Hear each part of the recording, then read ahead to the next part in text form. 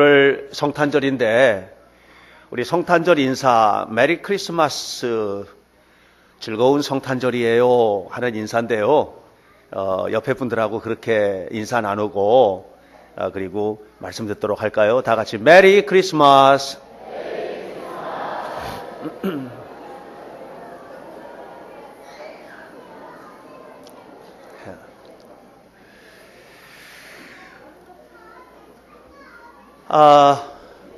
한 프랑스 여성이 뉴욕에 여행을 왔습니다. 여행을 와서 뉴욕에 있는 근사한 이탈리안 레스토랑에서 음식을 먹고 나오는데 나오다가 깜짝 놀랄 만한 광경을 본 거예요.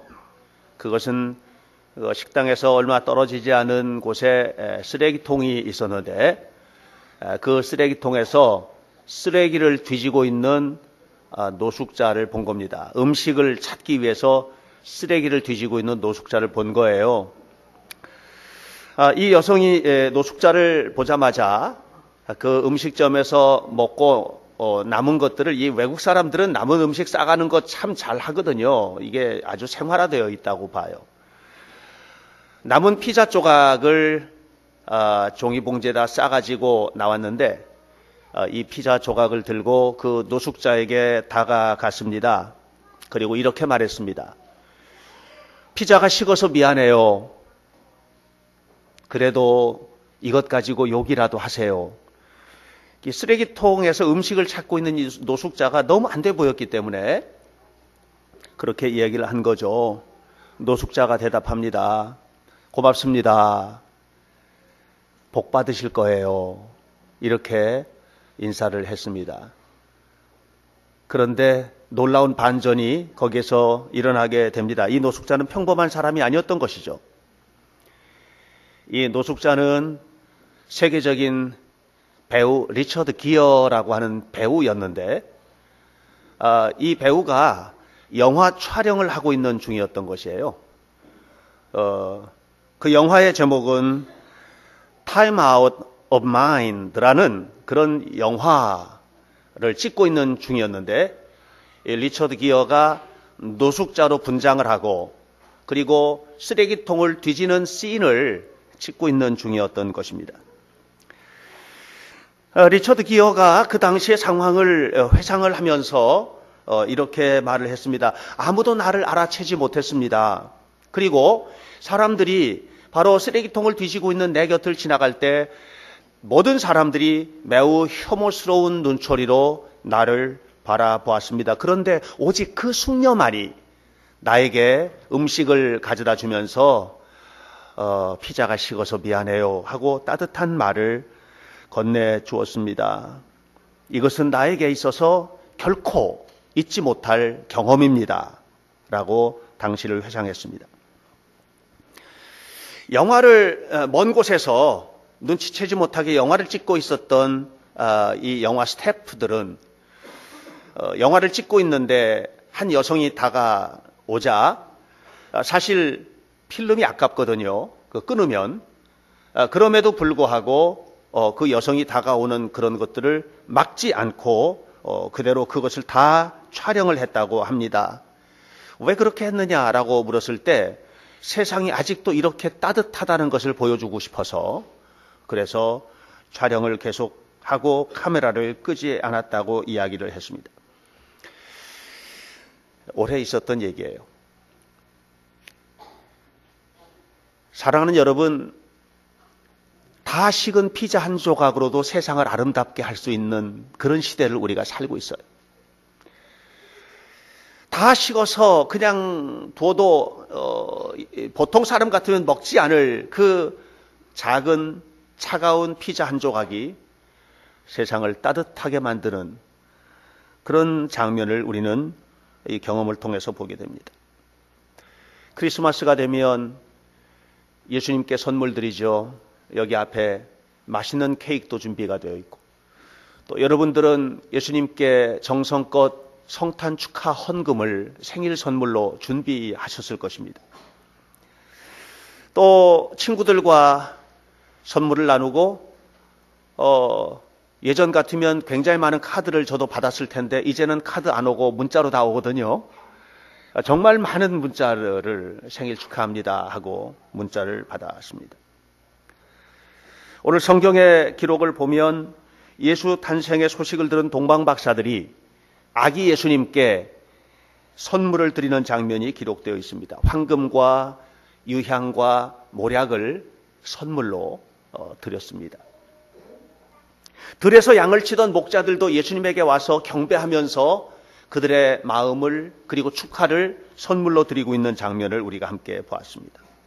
그러나 알고 보면 그들이 드렸던 것보다 더 큰 선물을 받았죠. 그것은 뭐냐면 예수님을 만난 것이었습니다. 오늘은 성탄 축하 파티를 하기 위해서 또 성탄절 축하 예배를 하기 위해서 이 자리에 우리가 모인 것이 아닙니다.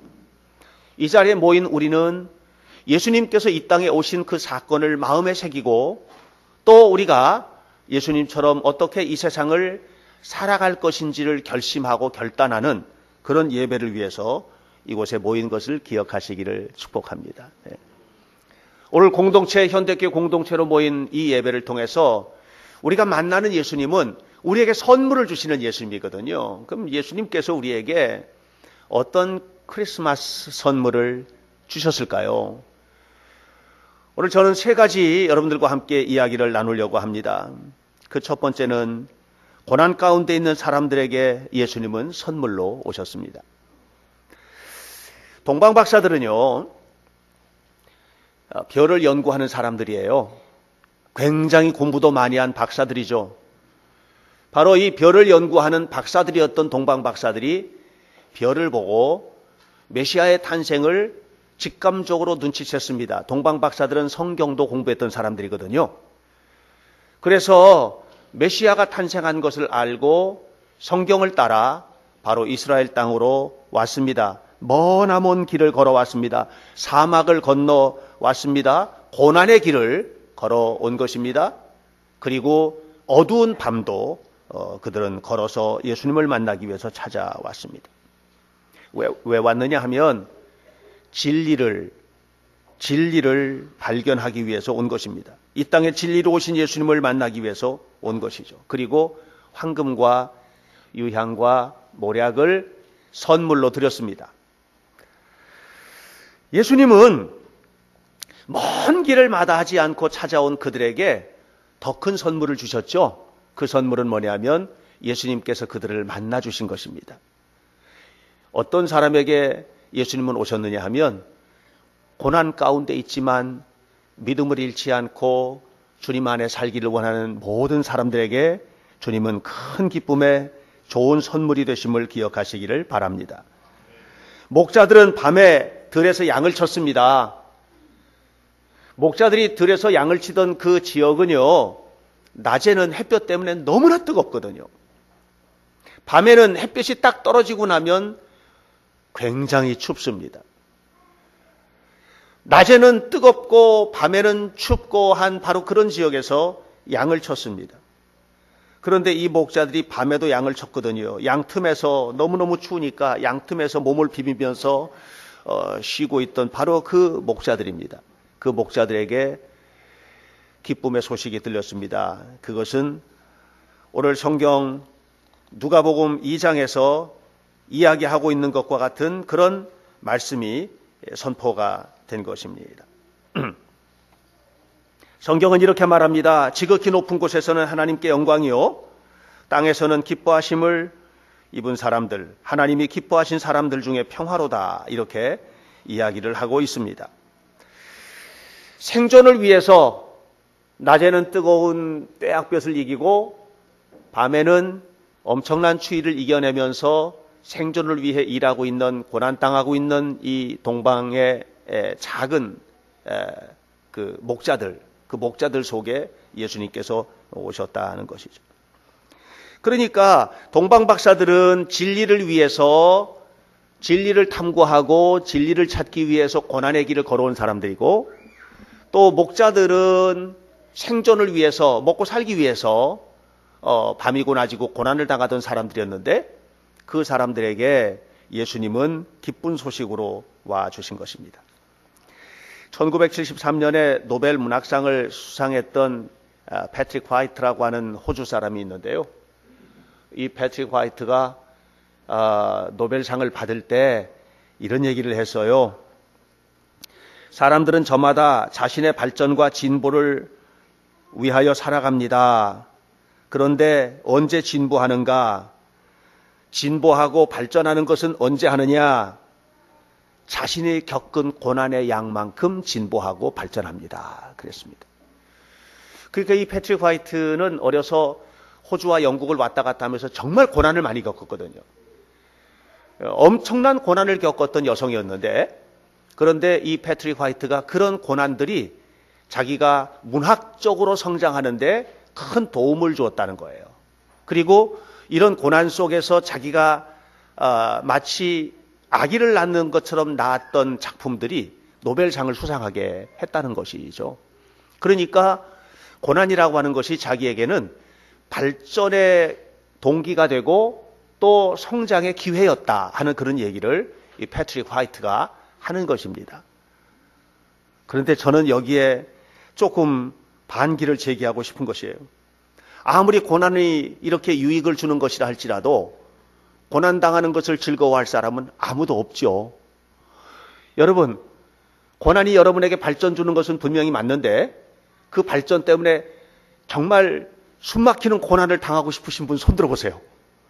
아무도 손 안 들잖아요. 저만 손 들었어요. 이게 이제 오늘 우리들에게 있어서 갈등이고 문제라고 생각합니다. 지난 한 해 어떻게 사셨습니까? 지난 한 해 여러분들 삶을 어떻게 영위해 오셨습니까? 크건 작건 간에 우리 모두는 다 고난을 경험하고 고난의 길을 걸어온 사람들입니다. 그것이 어떤 형태이든 간에 고난의 길을 걸어온 사람들입니다. 그 고난의 현장에 있는 우리들에게 우리 주님은 어떤 분입니까? 선물로 와주시고 그 고난을 이기게 하시고 고난 속에서도 성장하게 하시고 고난 속에서도 힘을 갖도록 만들어주신 분이 바로 예수님이라는 거예요. 예수님께서 이 땅에 오셨습니다. 누구에게 오셨습니까? 고난받고 있는 우리의 마음에 위로와 힘을 주기 위해서 오신 것입니다. 그 주님은 바로 고난 중에 주신 하나님의 선물임을 믿으시기를 주님의 이름으로 축복합니다. 두 번째로 예수님은 어떤 자들에게 선물이 되느냐 하면 이 고난을 가져도요 희망을 가지면 되거든요. 이 고난 속에서도 내 인생에 희망이 있다. 그러면 그 고난을 이겨낼 수 있어요. 그런데 희망마저 무너져 내리면 그 고난은 그 사람을 죽게 만듭니다. 예수님은 바로 이 희망의 싹마저도 사라져버린 땅에 선물로 오신 주님이심을 기억하시기를 축복합니다. 동방박사들이 황금과 유향과 모략을 가지고 구유에 누인 아기 예수께 드렸어요. 선물을. 사실 이 황금과 유향과 모략은요 굉장히 비싼 겁니다. 그런데 평생 동안 학문을 연구했던 이 동방박사들에게 있어서 이 황금 덩어리나 유향이나 모략이나 이런 것들은 아마 그들의 전 재산일 수 있어요. 전 재산일 수 있는 거예요. 근데 그거를 이 말구유에 누워있는 예수님에게 그걸 그냥 몽땅 드린 거예요. 몽땅 드린 거예요. 가장 비천하게 어찌 생각하면 그 당시에 예수님의 상황은 어떤 상황이냐면 아무런 희망도 보이지 않는 그런 상황.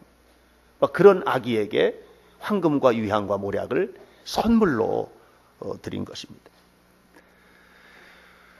여기에 크리스마스의 깊은 뜻이 있다고 봅니다. 예수님은 이 땅에 희망 없는 자들에게 오셨고 예수님을 만난 이들은 희망 없는 사람들에게 자기가 가진 것을 나눌 줄 아는 사람이 되는 것. 이것이 바로 교회의 사명이고 성도들의 길이라고 봅니다. 제가 아주 오래전에 읽었던 책인데 말씀을 준비하면서 그 책을 다시 한번 좀 봤어요. 그 책의 제목은 빈곤의 역사, 복지의 역사라는 책이에요. 제가 박사 논문 쓰면서 많이 읽었던 책 중에 하나인데 이 빈곤의 역사, 복지의 역사라는 책을 보면 그 책 안에 특별한 것을 보게 됩니다. 그건 뭐냐면 빈곤은 어느 때나 있었다는 거죠. 빈곤은.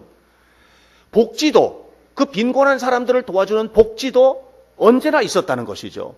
그러나 그 복지가 가장 체계적으로, 가장 분명하게, 가장 확실하게 이루어진 것은 교회 때문이었다라고 이야기를 합니다. 다시 말하면 모든 형태의 건강한 자선의 뒤에는 교회가 자리 잡고 있다는 것이에요. 사랑하는 여러분, 교회는, 다시 말하면 교회는 희망을 잃어버리는 시대에 희망을 전하는 곳이어야 합니다. 왜냐하면 예수님께서 그렇게 이 땅에 오셨기 때문인 것이죠. 아주 오래전에 평생을 남한산성에서 김밥을 팔고 또 공사장에서 공사하는 사람들에게 밥을 이렇게 지어서 팔고 하던 할머니가 한 분 계셨는데, 그런데 그 할머니가 지금부터 약 7년 전에 어린이들을 위해서, 희망 없는 어린이들을 위해서 써달라고 3억 원을 기부를 했어요. 김밥 돌돌 말아가지고 팔아서 저축을 해가지고 그 저축한 돈을 3억 원을 희망 없는 어린이들을 위해서 써달라고 기부를 한 거예요. 엄청난 것이죠. 예. 피 같은 돈을 어떻게 그렇게 나눠줄 수 있냐? 이렇게 물었더니 자기는 안 해본 게 없다는 거예요. 놀러도 다녀보고 친구들과 모여서 뭐 정말 별의별 그 좋은 것들을 다 해보고, 그런데 그 어디에서도 기쁨을 찾을 수가 없었다고 그래요. 그래서 내가 이 피처럼 번 돈을 함부로 쓸 수는 없다, 하나님 앞에서. 그렇게 결심을 하고 자기 돈 3억 원을 기부를 한 거예요. 그런데 나중에 알고 보니까 그 할머니가 기부한 돈이 3억 원이 아니고 6억이었다는 걸 알게 됐어요. 그거는 자기가 평상시에 돌보기 위해서 다녔던 장애인 공동체가 있는데, 요양소, 그 요양소에 아무도 모르게 3억을 기부했다는 것을 알게 됐어요. 그리고 얼마 전에 그 할머니가 이제는 뭐 어디 가서도 살 수가 없게 된 연약한 몸이 되어서 요양원에를 들어가서, 양로원 같은 곳이죠. 요양원에 들어가게 됐는데, 들어갈 때 그 통장에 남아있던 2천만 원의 그 돈 가운데서 1,000만 원은 어린이 자선단체에 주고, 나머지 1,000만 원은 아프리카 어린이들을 위해서 밥을 공급하는 일에 써달라고 그리고 우선 들어가서 나라에서 주는 그 노인 기금 가지고 살고 있다고, 그렇게. 이것이 매일경제라는 신문에 나왔어요. 이 할머니가 박할머니인데, 이 할머니는 뭐냐? 희망 없는 자신에게 주님께서 주시는 은혜가 너무 큰데, 이 큰 은혜를 어떻게 나눠야 되느냐 하면 희망 없는 사람들에게 내 삶을 나누는 것이, 그것이 예수님 믿는 사람들의 당연한 태도라고 본 거죠. 사랑하는 성도 여러분, 저는 이 박할머니야말로 예수님 가장 가치 없는 것 같은, 희망 없어 보이는 어린 아기 예수님에게 황금과 유향과 모략이라는 귀한 것을 드렸던 동방박사처럼 이 시대의 동방박사가 아니겠나. 그러면 우리 교회가 이 시대의 동방박사들이 돼야 되지 않나. 예수님이 이 땅에 희망 없는 시대에 오셔서 희망을 전파하셨다면 예수님 믿는 우리들도 또 그렇게 사람들에게 희망을 전하며 살아야 될 것이 아닌가 하는 생각을 하게 됩니다. 지난 8월 달에 영국 데일리 메일이라는 이 신문에 소개된 인도의 할아버지 이야기가 제 마음을 감동하게 합니다. 이 할아버지 다시라트 만지히라는 할아버지인데, 이 동네 뒤에 산이 하나가 있는 거예요. 산이. 근데 그 산 너머에, 이 산이 가파른 산인데 이 산 너머에 병원이 있는 거예요. 근데 이 병원까지 가는데 거리가 1.5km 정도밖에 안 되는 거예요. 그런데 이 산을 넘어갈 수가 없어요. 너무 가파르고 하기 때문에 이 산을 넘어갈 수가 없기 때문에 삥 돌아서 가야 되는데, 삥 돌아서 병원까지 가는데 75km나 가야 되는 거예요. 이 할아버지의 아내가 아파가지고 병원을 가야 되는데 병원을 가지 못하고 병원 가는 길에 죽고 말아요. 이 할아버지가 나처럼 불행한 사람이 없었으면 좋겠다 해서, 인도라는 나라가 뭐 나라에서 불도저 가지고 다 밀어주고 그런 나라가 아니니까, 인도는 지금도 굉장히 가난합니다. 이 할아버지가 혼자서 정과 망치를 가지고 길을 내기 시작해요. 20년 동안 길을 냈어요. 그리고 그 길을 뚫었어요. 그 길을 뚫었어요. 저는 그 이야기를 소개받으면서 오늘 우리가 하나님을 믿는 사람들이라면 하나님을 믿는 우리가 살아야 될 길이 어떤 길인가? 희망 없는 사람들에게 희망의 길을 내주고 마음이 낙심한 자들에게 그 마음을 어루만져주는 손길이 되어주는 이런 삶을 사는 것이 이 땅에 오신 예수님의 정신을 가지고 살아가는 것이 아니겠는가 하는 생각을 하게 됩니다. 전 여러분 지난 한 해 동안 예수님처럼 사셨습니까? 삶이 메시지가 되셨나요? 제가 여러분들에게 묻고 싶습니다. 여기 어린 친구들도 있고 어른들도 있고 할머니 할아버지도 계신데 우리 모두가 다 크리스찬이거든요. 모두가 다 하나님의 자녀들이잖아요. 하나님의 자녀인 우리 모두에게 나이가 어리나 크나 우리 모두에게 하는 질문이에요. 그건 뭐냐면 여러분들은 희망의 길을 내면서 사셨어요? 아니면 나 있는 길마저도 절망으로 닫아버리고 막아버리고 관계를 끊어버리는 말 한마디 때문에 행동 하나 때문에 그렇게 살아오지는 않았나? 우리가 과연 하나님을 믿는 사람들이라면 이 땅에 오신 예수님이 이 희망 없는 시대에 희망으로 이 땅에 오신 예수님, 그 예수님이 우리에게 오셔서 우리에게 희망이 되어 주셨다면, 그래서 흔히 WCC에서 했던 슬로건처럼 Jesus Christ the hope of the world, 예수 그리스도가 세상의 희망으로 사신 것처럼 오늘 우리는 과연 어떤 희망을 나누며 살았나 하는 것들을 생각해 보게 됩니다. 사랑하는 여러분, 이 아름다운 크리스마스의 성탄절에 이웃들에게 그냥 따뜻한 마음이라도 나누면 그것이 선물이 되지 않을까 싶어요. 따뜻한 말이라도 나누면 그것이 바로 아름다운 크리스마스 선물이 아닐까 싶은 것입니다.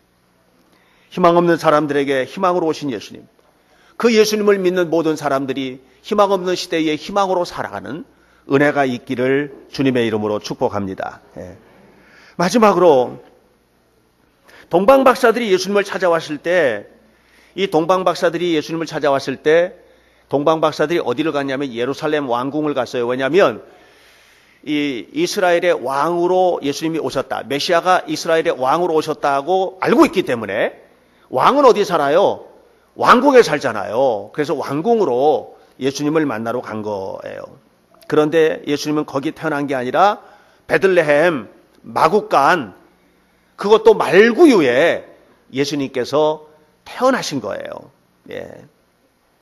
예수님이 이 땅에 태어나실 때에는요, 정말 아무런 이름이 없이 그렇게 그곳에 태어나신 거예요. 예수님은 엄청난 명성을 가지고 오신 것도 아니고, 예수님은 뭐 어마어마한 부귀영화를 가지고 오신 것도 아니고, 예수님은 이름 없이 말구유에 오셨습니다. 우리는 그런 곳에 갈 수 있나?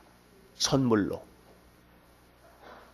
우리는 그런 곳에 그리스도의 정신을 가지고 가서 섬기고 사랑하고 나누고 베풀고 할 수 있나? 사실 이름이 팍 나고 하는 거는 누구나 가고 싶거든요. 누구나 다 가고 싶잖아요. 방송에서 자선 프로그램 한다고 해가지고서는 자선하기 위해서 나온 사람들, 방송하면서 나온 사람들 일일이 어디 사시는 누구십니까? 이렇게 귀한 일을 하셨습니다. 그러면 아니에요, 제가 당연히 해야 할 일인걸요, 뭐 하고서 이렇게 자선하고 가고 하는 이런 자리는 우리가 갈 수 있지만, 신문에 크게 나는 일들 이런 거 할 수 있지만, 아무도 돌아보지 않는 이름 없는 곳에, 내 이름이 나지도 않는 곳에, 그곳에서 기쁜 마음으로 헌신하고 섬기고 할 수 있나? 예수님 그렇게 하셨잖아요. 예수님이 엄청난 명성의 자리에 오셨어요? 아니잖아요. 예수님은 이름 없는 베들레헴에 오셨고, 그 베들레헴의 말구유에 오셨고, 그 말구유에 오신 비천한 모습으로 오셨거든요. 우리는 그러면 어떻게 살아야 될까? 예수 믿는 우리도 그렇게 살아야 되는 거 아닌가? 한 소년을 소개합니다. 여동생은 너무 가난해서, 이 집은 너무 가난해서 여동생은 태어나자마자 스웨덴으로 입양을 갔습니다. 아버지는 이 소년이 3살 때 세상을 떠났습니다. 엄마는 못 보는 거예요. 못 보고 또 기도 잘 안 드리고 말도 잘 못하고 중복장애를 가진 어머니, 이 13살 어린 소년, 이 사정이 방송에 소개가 됐어요. 여러분 아마 아실 거예요. MBC 텔레비전에서도 느낌표라고 하는 그런 프로그램이 옛날에 있었는데 거기에서 각막 이식 수술 프로젝트를 한 적이 있었어요. 여기에 소개가 되면서 이 엄마가 눈을 뜨게 된 거예요. 눈을 뜬 엄마가 제일 먼저 했던 말이 뭐냐? 눈 뜬 엄마가 아들을 바라보면서 제일 먼저 했던 말이 이 말입니다. 우리도 더 좋은 일 하는 사람이 되자. 이렇게. 아이의 손을 잡고 우리도 더 좋은 일 하는 사람이 되자고. 착하게 살자고. 좋은 일 하자고. 이렇게 한 거예요. 그러나 그들이 그렇게 해서 눈을 떴다고 해서 금방 좋아진 건 아니었습니다. 그들의 삶은 여전히 어려웠고 갈 곳이 없어서 공장 기숙사에서 신세지며 살았고, 그런데도 이 어린 소년은 엄마가 장애고 정말 구차하게 살아가는데도 불구하고 어딜 가든지 엄마의 손잡고 가고, 그리고 그 엄마를 자랑스럽게 소개하고 우리 엄마예요 하고 이렇게 소개하고, 정말 어렵고 힘든 속에서 자랐지만 그런 티를 내지 않고 건강하게 자랐어요. 자라면서 국민학교, 초등학교, 중학교, 고등학교 다니면서 학원 한 번 갈 수 있는 형편이 안 돼서 다녀본 적은 없지만 공부도 너무 열심히 잘해서 이 아이가 경희대학교 언론정보학과에 입학을 하게 됩니다. 그리고 봉사하는 거예요, 봉사. 우리도 더 좋은 일 하면서 살자고 말했던 그 엄마의 말, 이걸 마음에 담고 좋은 일 하는 거예요. 하여튼 봉사하는 데는 열심히 봉사를 하는 거예요. 너무 티 없이 맑아요, 아이가. 너무 티 없이 맑아요. 올해는 네팔에 가서 네팔에 어렵게 사는 사람들 가족 사진 찍어주고 하는 그런 봉사를 했는데, 이런 봉사가 인정이 되면서 삼성그룹에서 하는 삼성 사회공헌상이라는 상이 있는데 그 상을 받았어요, 이 아이가. 이 모든 일을 하나님께서 하셨다는 겁니다. 사랑하는 여러분, 하나님은 이렇게 이름 없는 작은 자 하나에게 하나님의 은혜를 베풀어 주셨고, 이 이름 없는 작은 자 하나가 변화되어서 그가 하는 모든 일들이 세상을 따뜻하게 만드니까, 여러분, 세상만 따뜻하게 만들어진 것이 아니라 그 아이도 따뜻하게 되고 그 인생도 따뜻하게 되고, 예수님 때문에, 예수님의 은혜 때문에, 그 마음속에 오신 예수님 때문에, 그 삶을 절대로 포기하지 않도록 이끌어주시는 예수님 때문에. 제가 지난주에 어떤 분으로부터 사진 한 장을 선물로 받았습니다. 그 사진은 어떤 사진이냐면 한 여기자가 아프리카에서 사진을 찍는 거예요. 다큐멘터리 사진 찍는 거죠. 그러니까 보도 사진을 찍는 거예요. 그런데 보통 사진 찍는 사람들이요, 한쪽 눈 찡긋 감고 보지 않고, 사진 전문가들은 두 눈 다 뜨고 찍습니다. 그런데 사진을 이렇게 하고 한쪽 눈은 보이는 거예요. 한쪽 눈은 카메라에 대고 있어요. 그런데 이 한쪽 눈에서 눈물이 계속 흐르는 거예요. 이 앞에는 완전히 말라가지고 거의 다 죽어가는 아프리카 아이들이 지금 있는 거예요.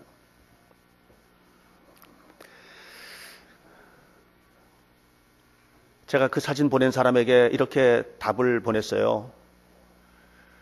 어떤 사람들은 한 끼만 먹어도 행복한데 우리는 세 끼를 먹고, 세 끼 아니라 세 끼보다 더 많은 끼를 먹고 살면서도 행복을 못 느끼고 살고 있는 우리가 오히려 더 불행한 사람이라. 사랑하는 여러분, 우리 주님께서 오셨습니다.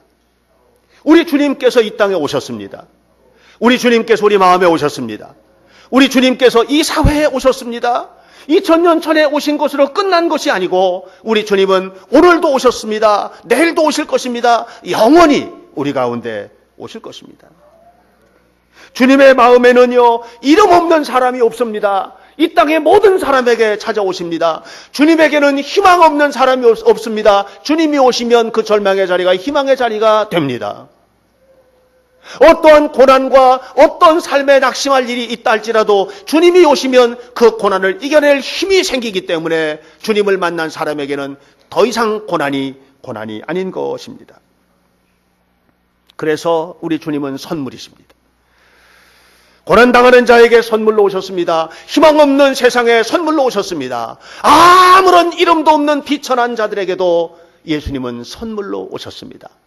그리고 주님이 오시기만 하면, 다시 말하면 마음을 열고 그 주님을 받아들이고 영접하고 새로워지기만 하면 우리의 삶은 이제는 더 이상 고난이 아니고, 더 이상 절망이 아니고, 더 이상 이름 없는 비천한 자리가 아니라 조금 전에 소개했던 청년 원종건 군과 같이 그 이름 없는 자리에서 시작되었지만, 아무도 돌아보지 않는 비천한 자였지만 세상을 아름답게 만드는 일로 쓰임받게 되는 것이죠.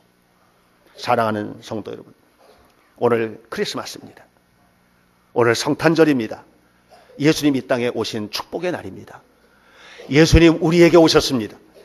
예수님 여러분의 마음에 오셨습니다. 우리의 삶에 오셨습니다. 그 주님과 함께 동행하여서 삶이 메시지가 되시고, 그리고 여러분들이 살아가는 모든 세상을 아름답게 만드는 복된 세상을 열어가는 성도들이 되시기를 주님의 이름으로 간절히 축원합니다. 기도하겠습니다.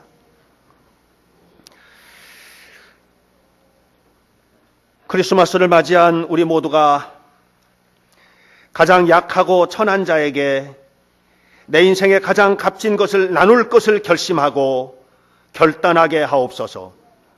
그리고 앞으로 그렇게 살게 하옵소서. 아버지 하나님, 우리가 이 땅을 살아가면서 우리 주변에는 항상 행복하고 좋은 일로만 함께 나누는 사람들이 있는 것이 아니고 정말 힘들고 어렵고 낙심된 이들도 너무나 많이 있습니다. 하나님 도와주옵소서. 우리를 도와주옵소서. 우리를 도와주셔서 우리 안에 계신 예수님 때문에 우리가 예수님 우리에게 선물 되신 것처럼 세상의 선물로 살아가는, 아름다운 선물로 세워지는 은혜로운 성도들이 되도록 도와주시고, 우리 현대교회가 교회의 거룩한 역사와 전통을 이어서 아름다운 일에 쓰임받는 이 땅의 하나님의 나라가 되도록 복을 내려 주옵소서. 우리 하나님이 늘 함께 하시고 우리 주님의 은혜가 충만하길 원하며 예수님의 이름으로 기도하옵나이다. 아멘.